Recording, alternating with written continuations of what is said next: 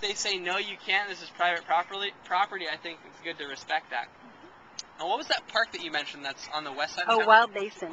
Wild Basin. Wow. It's beautiful. I haven't been there, but from what I've heard, and I think that might be the better bet for harvesting. You can't? Oh, really? Okay, well, here's something else to look into, because when I say harvesting, a lot of people get defensive because there's a lot of native native plants that are really kind of fragile. And I ran into this a lot in Australia. They said, how dare you pick the plants? We're trying to restore our ecology, not destroy it. But if you look at a lot of these plants like cleavers, bedstraw, clovers, they're actually noxious weeds. Like weeds that the Park Service wants to get rid of. Yeah. So you're actually being a good citizen by taking care of those plants. And when I've been confronted by people who work for the parks and say, oh, you can't harvest here, I explain this to them, and they're like, oh, wow, that's actually a really good idea. There's another guy, his name's Wild Steve Brill. He lives in New York, and he started out in the 70s. He would lead wild edible hikes through Central Park, and he would actually show people what they could eat in the city and how to do it safely. Well, the Park Service didn't like that very much, and they ended up throwing him in prison.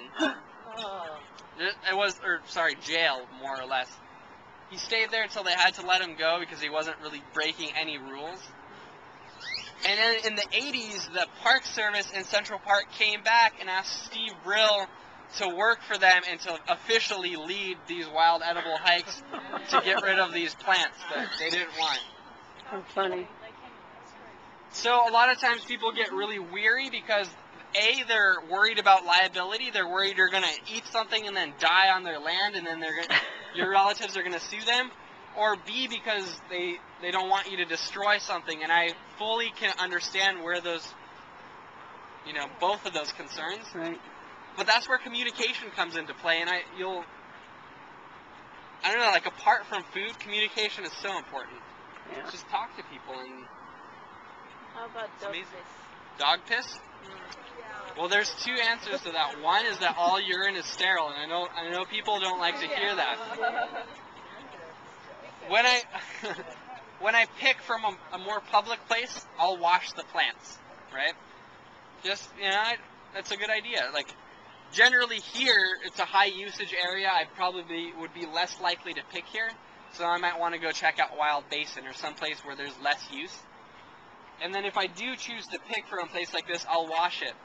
If I'm further away in nature, like if I'm hiking and I'm actually away from roads and people, I hardly ever wash what I eat. And the reason being is because there's really good micronutrients in soil, in dirt, particularly B12. And I've noticed that the people that are on raw foods that meticulously wash everything are those same people that have a lot of the B12 issues. And I've always wondered why when I grow a garden and I pull a carrot out of the thick, rich soil, I don't have the desire to go inside and wash it. Maybe some people call that laziness, but I actually just peel the big clumps of dirt off and take the carrot and stick it in my mouth. And it's almost as if I'm kind of drawn to a little bit of that grittiness. Not like eating dirt with a spoon, but just a tiny little bit. And it's because it has micronutrients that are really good bacteria and B12. So that's something to think about if you're running a good organic garden.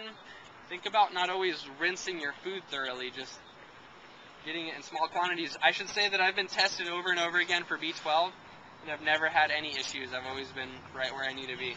Great. All right, so let's start making our way back, and I'll be around and answer more questions.